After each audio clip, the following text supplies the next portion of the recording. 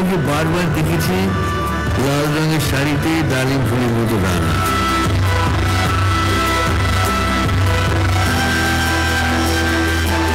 আজ পড়েছে কালো রেশমের কাপড়, আঁচল তুলেছে মাথায়, দোলন চাপার মতো চিকন গোল মুখখানি ঘিরে।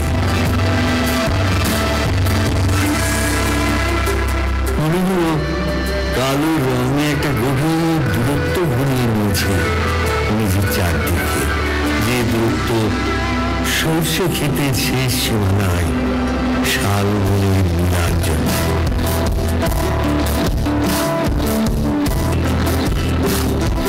থমকে গেল আমার সমস্ত মনটা। চেনা লোককে দেখলেন অচেনার গাম্ভীর্য।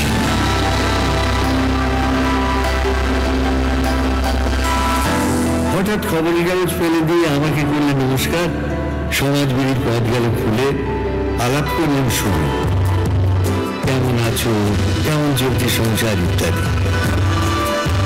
সে রইল জানলার বাইরের দিকে চেয়ে, যেন কাছের দিনের ছোঁয়াচ পার হওয়া চাহনি। দিলে অত্যন্ত ছোট দুটো একটা জবাব, কোনোটা আবার দিলেই না।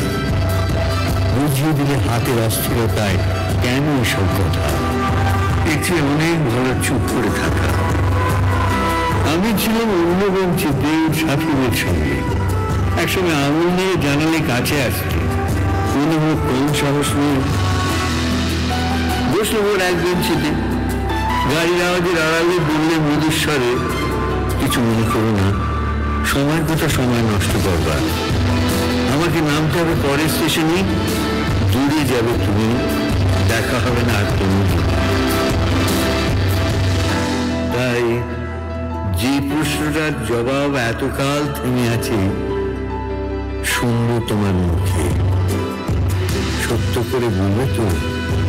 আমি বললাম বলবো।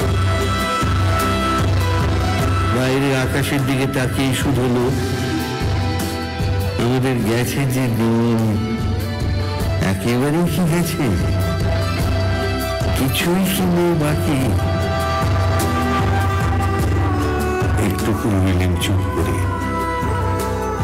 তারপর বললেন, রাতের সব তারাই আছে দিনের আলোর গভীরে। খটকা লাগলো, কি জানি মানিয়ে বললেন নাকি। ও বলে থাক, এখন যাও ওদিকে। সবাই নেমে গেল পরের স্টেশনে, আমি চললাম একা।